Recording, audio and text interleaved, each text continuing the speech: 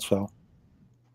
Hi, everyone. I'm Linda Schellenfeld with the International Grief Institute, and this is Moments of Hope. Before I introduce tonight's guest, I just want to share a super cool class that starts next week. It is called Celestial Conversations, and the instructor is a Louise Hay certified instructor, Loanne Mayer.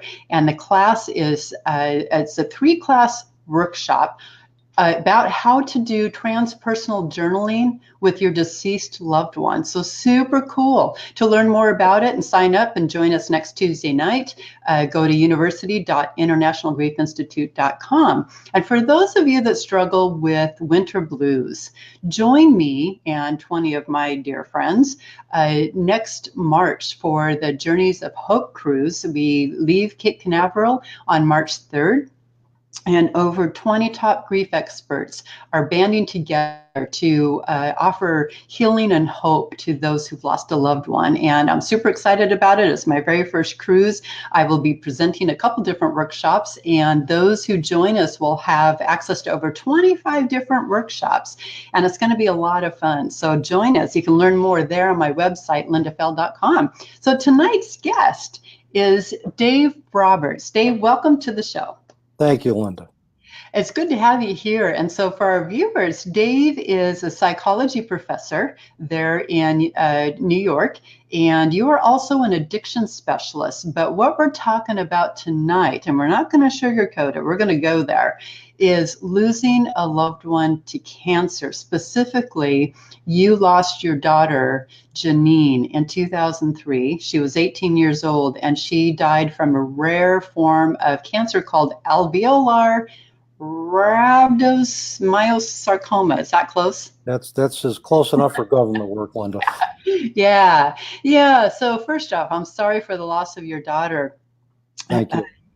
It's losing a loved one to cancer is a different type of journey than a traumatic sudden loss, like in a car accident or a suicide or a homicide.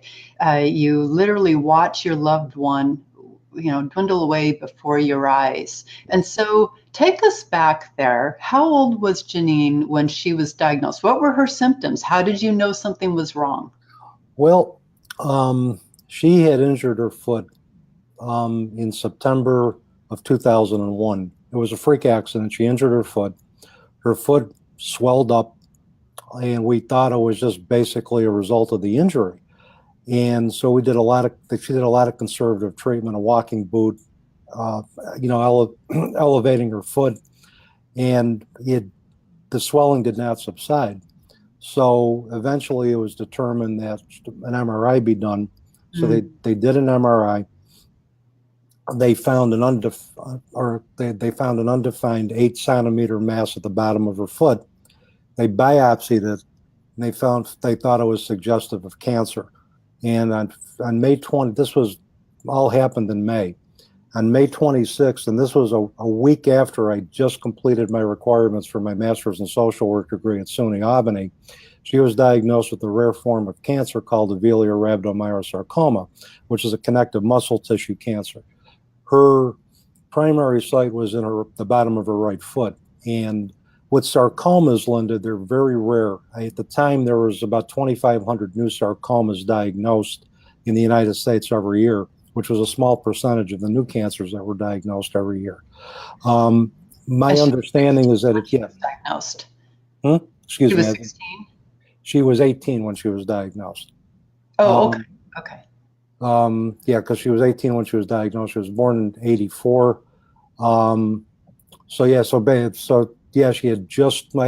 just turned 7. Yeah, she was 18. I still sometimes get dates confused with us. So, because even after 16 years, it's emotional for me to tell the story. So sometimes I still get the dates kind of run into each other. But she had been diagnosed. She was diagnosed. The diagnosis was confirmed on April 26th. We went to the Dana-Farber Institute in Boston, and Dana-Farber Hospital is one of the best research and treatment centers for pediatric sarcomas in the country and possibly the world. We went there. She was diagnosed with a stage 4 cancer with bone marrow and lymph node involvement. Essentially, we're told that there was no cure for her cancer, and that the only hope that we would have for any type of cure would be to put her cancer into remission until they could find a cure. So what was said to me at that point, what I heard and what my daughter heard and what our family heard, was that unless we find a cure for your daughter, she's going to die. And I did some research on the internet, and I understand, and I know research on the internet can sometimes be outdated. Right. We had every mortality indicator with bone, that was presented to us. And on top of that, her 5-year survival rate for this type of cancer was 10%, which Wow. meant that there was a good chance, there was a 90% chance that within 5 years she was going to die. And we knew this, but she fought very gallantly. Did she hear the news the same time you did? Yes. Or did the doctor share it with you in private ahead of time? No, she shared it with us. She shared it with both of us at the same time. And and my wife was also present as well. And I could see Janine, visibly starting to cry. And Yeah. I had all I could do, and tears were rolling down her face. She got the news. She was told pretty much that unless there's a miracle, she's going to die. And I had heard the same thing. And ideally, that's not the way you want to present news to a family who's got a child with a terminal illness. And for a long time, I really processed that in terms of, geez, there had to have been a different way for the doctor to present it.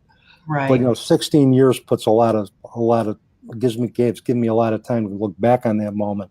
And I think the doctor at that point did the best she could. I think she was just as upset as we were. And she presented the news as quickly as possible and as efficiently as possible. And Fair then enough. she just 5 minutes, a 5-minute consult. And I think she was just as affected as we were, which is why she couldn't do more with us at that moment.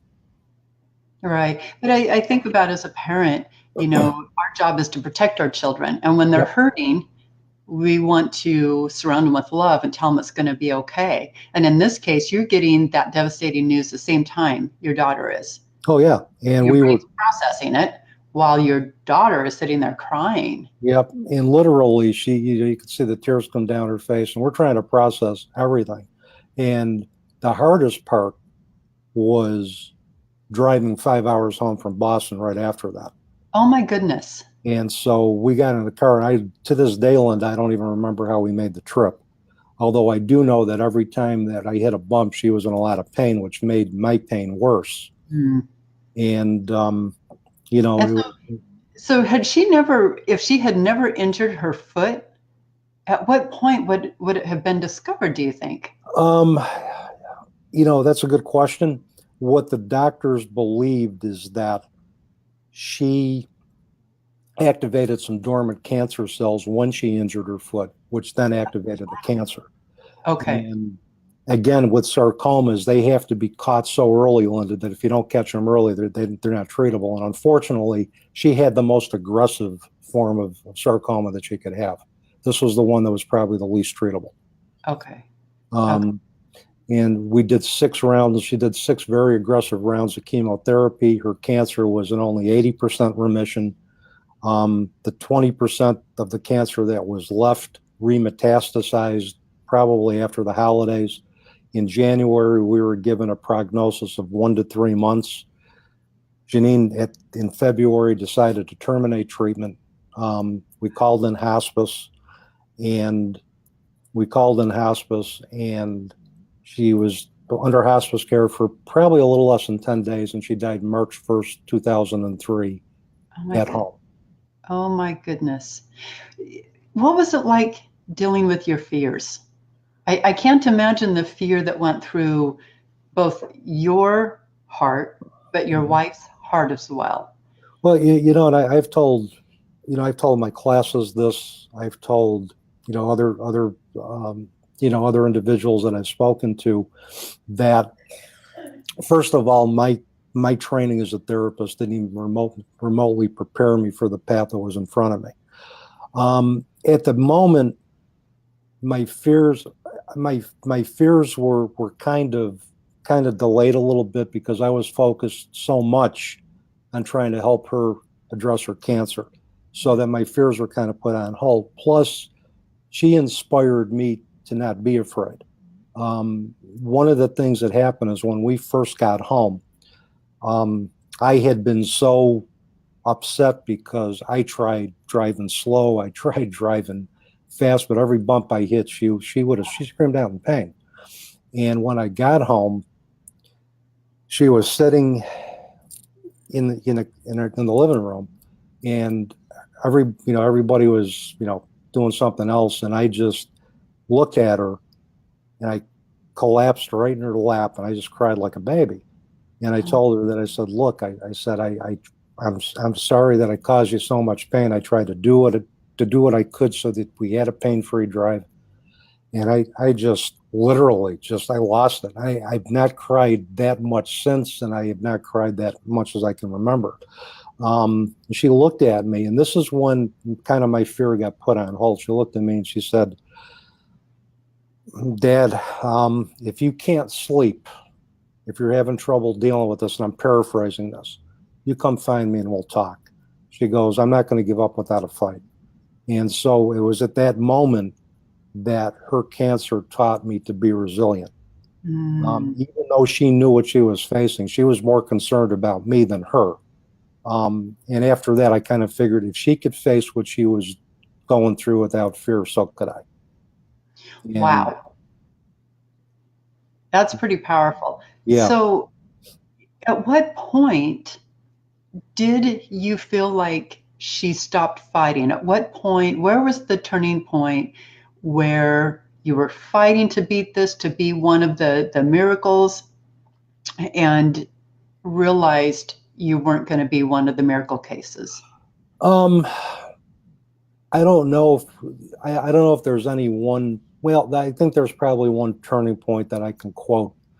And this was another thing for me, that Christmas was one of the more difficult holidays for me to deal with, because our last Christmas together was in December of 2002. And she bought a lot of gifts at that particular time for a lot of different people, for brothers, for me, for her mother.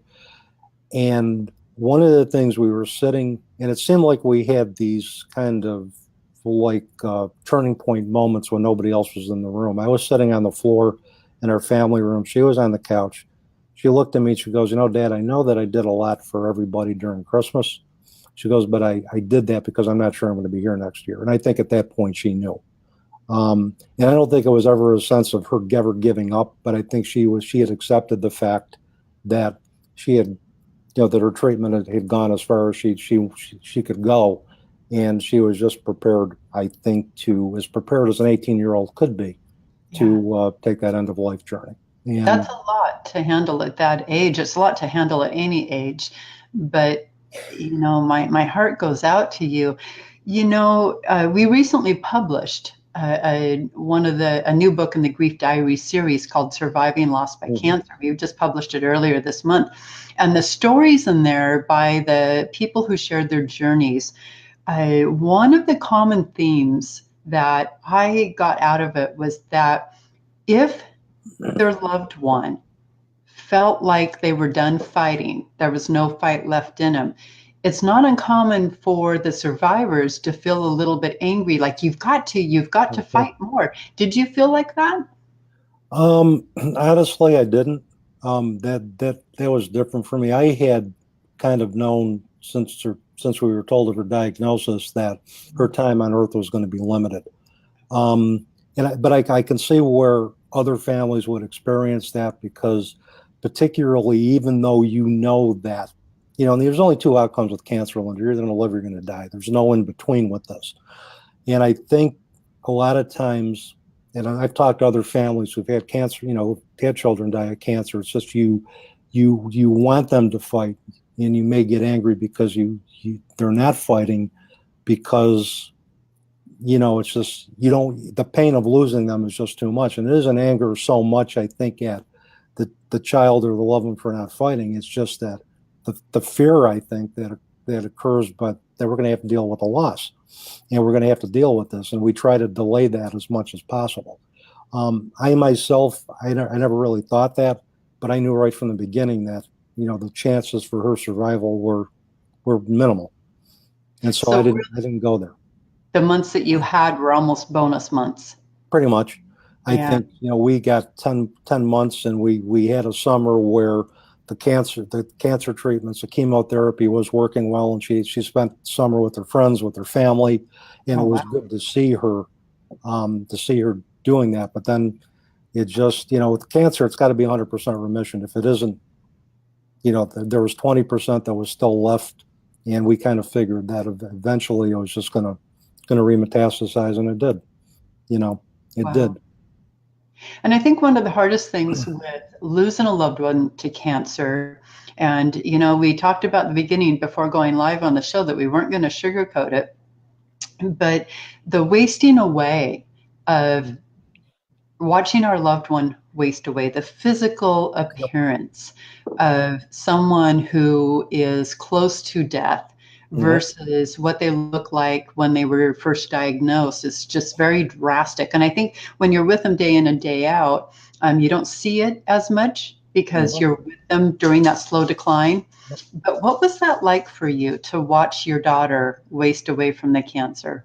It was kind of like the grief before the actual grief, Mm. because I think with when you have a loved one who is fighting a cancer battle, you have grief on two levels. One, I kind of look at this as kind of like phenomenological loss, which is the loss of a part of the person that we knew, the loss of spirit, the loss of physical capability, the loss of autonomy, and also just especially with the loss of hair, just physically, emotionally, and spiritually, cancer ate away at my daughter on all three levels. So you grieve that loss before the actual loss, and then that gets into talking about anticipatory grief, which, as is the anticipating or knowing that your loved one is going to die, and trying to prepare for that. But knowing that someone's going to die doesn't prepare you for the emotional impact when they do. The anticipatory grief, from my perspective, helped me do the practical planning. Like I did the obituary about 2 days before she died. Um, you know, Picking out the burial plots, doing all the practical planning, making sure everything was in order. But trust me, when I witnessed her take her last breath, that the anticipatory grief didn't prepare me for the emotional impact of losing my daughter. I'm so sorry. My heart breaks for what that must have been like. Did she have a hand in preparing for her funeral and where if she wanted to be cremated or buried or? She really didn't have a say in her funeral. She'd wanted to write letters and do that kind of planning for a long time, but every time she tried to write letters, she just couldn't do it. And there's something that we call compartmentalizing, and this happens a lot, where on one hand she'd be talking about making plans to be married, and then on the other hand she'd be talking about her own mortality. So we were always looking at those two diametrically opposed realities. And I'm sorry, and I forgot the question. No, that never happens to me. No, I mean, the older I get, the more brain farts I have. But I look at that as a graceful part of aging. It was just about how, whether Janine had a hand in her own funeral planning. Sometimes people, with a terminal illness will take a proactive role in that. And there's some healing that takes place for the loved ones if that occurs. Yeah, that didn't occur in our case, but it was funny because I really felt that one of the things that happened is she was guiding the whole process after she died. Because as much shock as I was after her death, I was able to pick out a funeral song, which was a Leanne Womack song, "I Hope You Dance," and that was how I ended her obituary. And that just came out of, at the time, nowhere. And I also did her eulogy. I also said a few words at her funeral, and the typing was kind of like what was coming through me as I look back on this now. So I think immediately after her death, she was somehow guiding the process. And so I think she had a plan after. And this is, and at the time, I didn't really recognize this until probably 10 years after she died. You know, I looked back on what happened in the beginning. I said, how did I get through this? I got through it because Janine's spirit helped me get through that. And so, have you had contact with her since her passing? Oh yeah, there's been, you know, I've had contact with her. There's been a lot of different signs that I've received from her. I've gotten heart-shaped signs right around the week of her angelversary or death anniversary date, however you choose to conceptualize that. There's a lot of times I see the numbers 3 and 1 that will pop up randomly, which March 1st was her date of death, Yeah. her month and day of death. There are other times that we share the love of music together. There would be times that I'd be thinking about her and her song on the radio would come through. So she was there, and also she has chosen to come through to select mediums that I know, where I will get messages. So she's come through in a variety of different ways. So that tells me that not only do we have our loved ones have the capability to communicate their presence and tell us they're okay, but also we can use that knowledge to continue a bond or a relationship with their spirit after they die. You know, our daughter Allie, who passed in 2009, she has come through, you know, plenty of times, and it's been very healing, actually, for me. Yep. And so I would imagine that is the same for you as well. It is, and I think in the beginning it's kind of bittersweet because Yes. when we get a sign from our loved one, it's like, wow, this is great. We acknowledge it, but at the same time, it's a reminder that they're not physically present, and so there's kind of that bittersweet. To me, for me, there was that bittersweet reaction. Now, 16 years later, the sign that I get from my daughter signals that our relationship is not only ongoing, but it also reminds me not so much of what I've lost, but what I have now, Yeah. which is a relationship which is different, a bond which is different, but it's still very strong and very pure. Absolutely, absolutely. And so if you could go back and change anything aside from her death, is there anything that you would have done differently? What words of advice do you have for somebody who is losing a loved one to cancer? You know, and I played this scenario out in my head so many times. You know, one of the things I always question myself, and you mentioned earlier in the show about as parents, our job is to protect our loved ones. And one of the things I struggled with for a long time was, did I do enough to protect my daughter? Could I have seen her cancer signs sooner? Could I have convinced her to do one more clinical trial? And I replayed that over and over and over. And the advice that I gave myself is that, Dave, you did the best that you could given the hand of cards you were dealt for you. It wasn't, Janine lived her life on her own terms and she died on her own terms. She did not want to go through any extensive treatment in Boston. She chose to do her treatment locally. She wanted to spend her time with her family. She made those decisions. She was 18 years old at the time, so she could make that, you know, she could make those choices. She could make those choices. So that's what she opted to do. And it turned out, as I've learned in the years passing, it wasn't my job to protect her as much as it was my job to allow her to make adult decisions. It took me about 10 years of a lot of intensive work, internal work, a lot of support that I've gotten from a lot of different individuals, a lot of wise spiritual advisors that have helped me get to that point to realize that, there was many more layers to this that could not be explained by human law. Yeah, yeah. Wow, wow. Profound. And so how have you changed in these years since 2003? Wow. How much time do we have? We don't have a limit. I understand that. Well, let's see. First of all, my background was in psychology. So prior to Janine's death, I did not believe in after-death communication. I did not believe in any metaphysical phenomena. I didn't believe in any of that. I was a psychologist who specifically dealt in observable behavior. If I couldn't see it, if I couldn't feel it, if I couldn't experience it with my own senses, it didn't exist.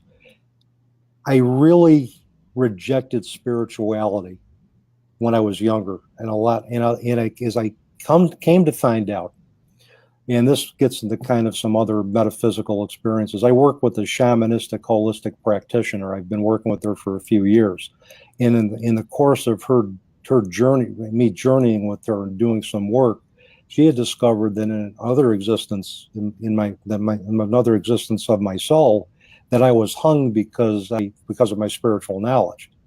So it's quite possible that I came into this lifetime rejecting it because of the need to protect myself Right. from what had happened earlier. But then after Janine died, I started getting these signs almost immediately from her. And it's like when they say when one person tells you you've got an issue with something, you kind of dismiss it. But when 7 people tell you got an issue, you listen to it. I started getting all of these signs in kind of rapid fire fashion a few months after she died, as if she was saying, Dad, wake up. She goes, you need to embrace this part of your. So I did. And I gradually went from acknowledging signs to accepting after death communication to looking at after death communication as a way that we can develop a strong and more lasting relationship with our loved ones after they die. So my philosophy now kind of merges psychology with spirituality. It's kind of that merge of both, where I take a look at non-ordinary phenomena and see how that also can shape behavior and put behavior in proper context. That's really interesting because I know, researchers and such and those in the science fields, to talk about spirituality, life after death, religion even sometimes is considered career. I hate to use the word suicide, but that's what they call it. Mm-hmm. To career suicide, to acknowledge something that can't be proven. And so have you, because Janine's death put you on this path of spirituality, coming full circle, did that present any problems with your colleagues in the psychology department? Nope, not a thing. One of the nice thing about working where I work is that, my curriculum isn't micromanaged. My colleagues are very aware of some of my beliefs. And in fact, they support that. And they may not believe it totally. They may not buy into it totally, but they support it, which is the other piece I talk about. What has changed for me is I have been more compassionate and more open to other perspectives, even though I may not understand them. I may not totally agree with them, but by witnessing as opposed to judging, I can take some of those pieces that may apply to me and kind of fit it in a way that makes sense for me. So I've learned that it's what you believe. It's not, right. And as long as what you believe is not hurting yourself, it's not hurting anybody else, it's all good. I can witness faith-based, I can witness any other type of belief system, without necessarily agreeing with it, but yet honoring it and acknowledging it. Yeah. And I think that's the other part of me that's changed, is I've been more open to different things. And obviously the small, I don't sweat the small stuff anymore. What used to be a crisis, if I when I was working full time and somebody called in to work and I had to pick up their slack, that was nothing. It used to be a crisis to me before my daughter died.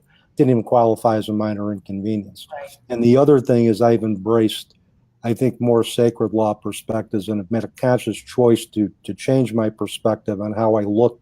I've looked at my daughter's life and I've looked at her death. An example of this, I had told a friend of mine that I was the last person to see my daughter alive on March 1st. And she said, well, why don't you look at it as being the first person to usher your daughter into her new life? Wow. And I love that. Yeah, me too. And essentially, maybe that was, how we talk about, like sometimes people, loved ones will die with either alone or with certain people at their bedside. I was the last one to take her hand. I witnessed her last breaths and I witnessed her death. But what I began to learn after my conversation with my friend is that I witnessed her rebirth into a new existence. And I was chosen by the universe, by my daughter, to have that happen. That's beautiful. And I love how you phrased that. I think that that is, it's a wonderful way to look at things. And I know not everyone would agree with us, but, this is life. And, we can take from it what the collateral blessings are. Yep. And, move forward with that understanding that, because the truth is that in many cases, losing a loved one helps us become a better person. Yes. And, to see the blessings that come from it there. I mean, it's the hardest pain known to mankind, to lose a loved one, especially a child. Yes. But at times it comes with blessings that help mold us into a better version of ourselves. And that is a blessing in and of itself. So my final question to you is, what is your definition of hope? Wow. I think for me, hope is having the capacity to look at life differently after catastrophic loss and come to a point of acceptance of the fact that your life is what it is without the presence of your child or your loved ones. But at the same time, understanding that we still are going to have the physical yearnings for the presence of our loved ones, and we need to honor that as well too. So hope is being able to take a catastrophic loss and shape it, and develop a new perspective as a result of what's happened, while still having the yearnings that we're going to have for the presence of our loved ones. And even though I've come to a point of acceptance in my life with my daughter's death, that doesn't mean I still don't yearn for her physical presence. It doesn't mean that days I wake up and I experience that, that extreme sadness. Yeah. That still happens to me, but I recognize that this is part of my life as it stands now, and that, and grief is about experiencing all of it. It's about experiencing in the aftermath the joyful moments, the sadness, the anger, the yearning, because we can learn from all of it. To deny that, we deny a good part of our existence after loss. Well said. Well said. And I believe that the heart can hold joy the same time as sorrow. Yeah. And when you're in the early phases of loss, it feels like life will never be beautiful again. It feels like, the death of your loved one has robbed the technicolor from your world. Yeah. And it's hard to imagine that joy and beauty will return to your world. But with time, the rawness softens, our coping skills strengthen, and we learn that the heart holds joy the same time as sorrow. Yep. And I think that is, what I want to tell viewers, those that are struggling with loss of a loved one, no matter how they passed, is to just hang on.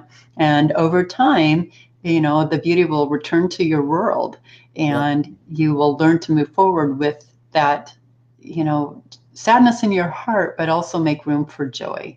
And we carry both joy and sadness at the same time. And life, even without loss, is still it's just not all about joy. It's about sadness. Right. It's about challenge. It's about disappointment.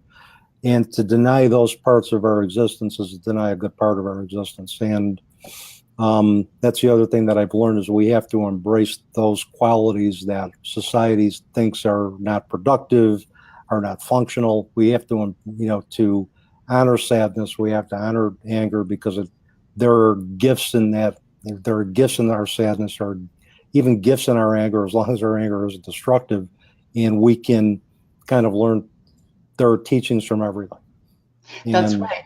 And you think about it, the way that the universe works is that, not every day is summer.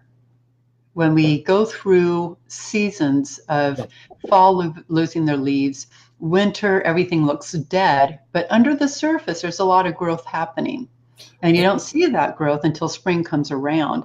Yep. And I think, grief can be like that, where it appears that our world is just, again, robbed of all technicolor. And yet that's when we're doing the most soul growth. Mm-hmm. So, exactly. It's during the time of challenge that our soul grows, I think, the most. Yeah, we don't learn from the easy stuff. I wish we did. I wish there was another way that I could have achieved spiritual growth and awareness other than the death of my daughter, but there wasn't. I wish there could have been another way, but it just wasn't destined for me in this lifetime to have that happen. Yeah, yeah. Well, thank you for joining me tonight. How can our viewers contact you if they have any questions? And I know, just to tell our viewers that Dave, we talked about having him back on the show again to talk about life after death and reincarnation and going down that path and exploring that. So we'll do that after the holidays. But in the meantime, Dave, how can people reach you? They could reach me on Facebook. I'm very easy to find. Okay. They can reach me at Facebook. They can message me. I'm even open to friend requests as long as they have mutual friends that I know. They can reach me by email, which is bootsyandangel@gmail.com. They can also go to my website, which is www.bootsyandangel.com. And so those are probably the three ways that almost immediately they can reach me. So. Great. Well, thank you so much for joining me tonight. I really appreciate it. And to all of our viewers, you have a wonderful week, and we'll see you right here next time next week. All right. Take care, everyone.